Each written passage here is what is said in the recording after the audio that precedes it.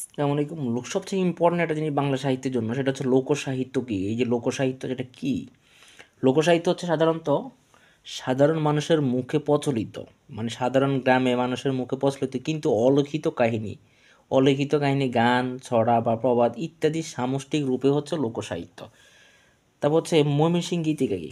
ময়মনসিংহ গীতিকা হচ্ছে বৃহত্তর ময়মনসিংহ জেলার, মানে বর্তমানে বৃহত্তর ময়মনসিংহ জেলার নেত্রকোনা, কিশোরগঞ্জ বা হচ্ছে আপনার শেরপুর বা অন্যান্য অঞ্চল, অন্যান্য ভাটি অঞ্চলের যে জায়গাগুলো, অন্যান্য ভাটি অঞ্চলের মানুষেরা যারা আছে তারা যে গীত বা পালাগান পরিবেশন করা হতো বা তাদের মুখে উচ্চারিত হতো সেটাই কিন্তু হচ্ছে আপনার ময়মনসিংহ গীতিকা।